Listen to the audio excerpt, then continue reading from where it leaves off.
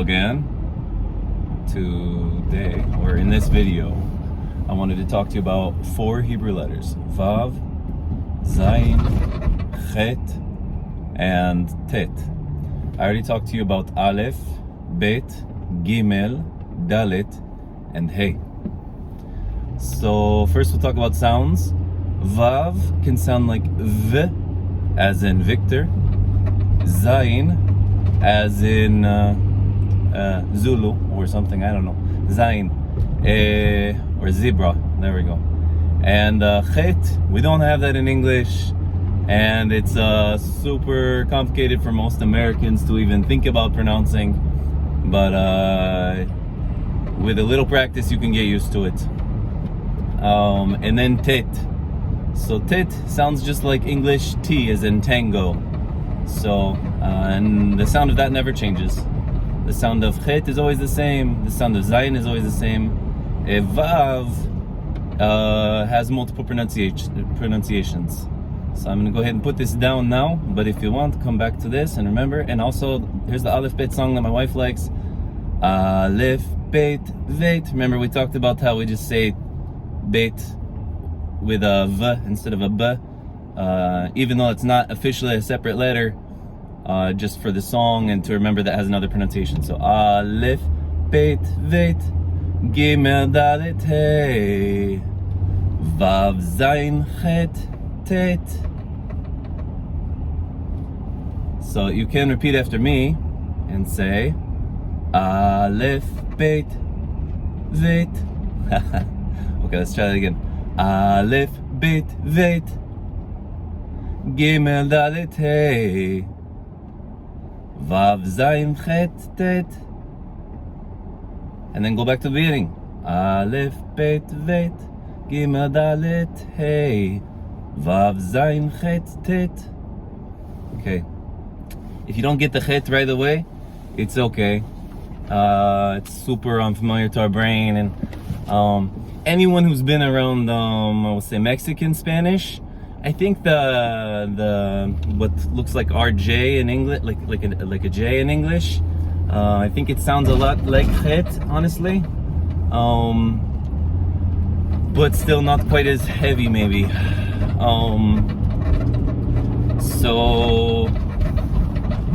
Yeah. So some words that use those letters, and you'll just have to I don't know, for now, just maybe take a screenshot, if you know how to do that, of the letters I wrote, or copy the letters for yourself and then point at them for yourself when I say things, because I'll spell things out for you. But yeah, so the Vav has multiple pronunciations. That's the one that's just a straight line down. It can, like I said, it can sound like V as in Victor. It can sound like U as in super, like the U in super. It can sound like O as in soap. I guess it's a OA in English. So there are helper symbols in Hebrew to help distinguish when it sounds what way. There's also just general rules of pronunciation that make it easy to know, like in modern Israeli Hebrew, you never write the vowel helper symbols because you don't need them. You know how the language works, you know what's meant. So yeah, that's how that works. So for now, I'd encourage you, don't worry too much about the helper symbols, although maybe I'll do a video after this one to explain a little bit about that. But I'd like to get through the alphabet first, so that way you can go over the alphabet. So we might avoid that entirely for now. I did give you that dagesh, remember, when you put the dagesh, and there's 3 letters in Hebrew that if you put the dagesh in it, it changes the pronunciation. So beit, degusha, beit that has the dagesh dot in the middle of it, it sounds like B as in boy and not V as in Victor. Now we get into, in every language they have it, that has an alphabet, there's oftentimes the same pronunciation for 2 different letters. So in the case of beit and vav, beit and vav can sound exactly alike. So they can both do the V sound, the V as in Victor. So that can be confusing. So see here. So an example of a word in which the vav sounds like a u sound is the word who. So who means, this is confusing, who means he, as in he does something, he is something. So, and they don't use the word is in Hebrew in the present tense. So, for instance, you can ask, who is this guy in Hebrew? Let's say in Hebrew you just say mihu. Who is he? That means who is he? So confusing. And then if you say who God, remember we talked about the name God, one of the 12 sons of Jacob before. So if you say who God, you're saying he is. In English we'd pronounce it Gad, I guess, to avoid confusion with the God Almighty. And if you say who dog, then you're saying it is a fish, because in English we would use the word it, but in Hebrew it's thought of more as like he is a fish. Who dog, because dog is a masculine noun. Now there we go. English doesn't have so much masculine, feminine stuff as far as like nouns and all that go, but Hebrew does.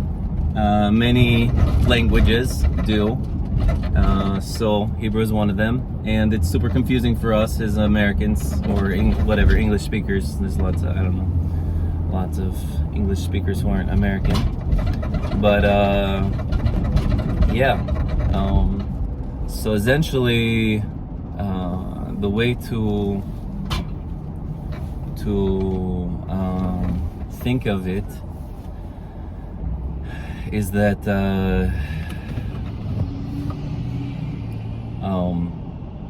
what am I trying to say? Just, yeah, I don't know how, like, you know, in American English, like, he cool, we say stuff like that and it sounds like incorrect English. Well, in Hebrew it's normal. Hu magniv, he's cool, and that's modern Hebrew, so don't pay any attention unless you want to learn modern Hebrew. But yeah, so anyway, the word who, it's spelled hey vav aleph. So actually I can pull that back up quick here. So we have okay, like this. All right, let's see how that goes. All right, there we go.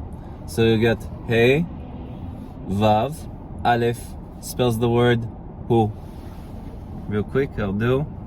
So let's try boom boom who. Okay, there's the word who. So, oops. Ah. Okay, we'll get this. There we go. Turn sideways. And now, there we go. Hey, Vav, Aleph.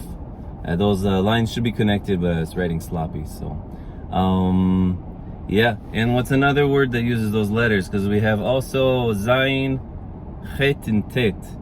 So for the záyin, let's say the word ze.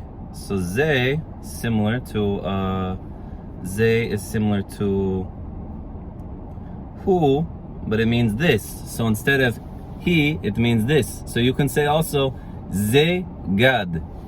Ze gad means this is gad. And if you say ze dog, then this is a fish. It's the masculine form of the word this. So there's a feminine form. And last but not least, let's do let's see here. Oops, back. Switch to this. Boom, boom. Okay, and now write one more word. The word kheyt. So kheyt, it means sin. So sin uses both kheyt and teyt and aleph. So kheyt.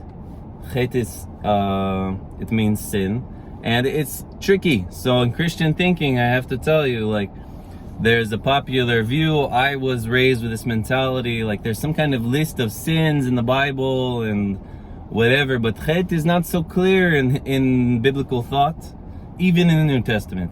There's no clear list of this is sin, this isn't sin, blah, blah, blah. Yes, there are some lists actually, and especially in Leviticus and whatever, but it's not the way we think about it today. It's very different. It's the idea of offending God, offending man, and deep theological topic that I'm probably not qualified to fully explain. But yeah, so there's that. I know this is a longer video, but now you have Vav, Zayin, Kheyt, and Teyt. So again, that Aleph Bet song is Aleph Bet Vet, Gimel Dalet Hey, Vav, Zayin, Kheyt, Teyt. And then that's what we know so far. By the way, the letter kheyt, it's not spelled like the word kheyt. Kheyt is, if you were to write it out in Hebrew, it's not like it represents sin or something, that letter. No. Please don't go down that road. There's all kinds of stupid thinking about the Aleph Bet and meaning of letters and stuff. If you are in that camp, no offense, but if you're not, don't join the camp unless you really feel like it's important for you. Anyway, gotta get to my customers, so bye.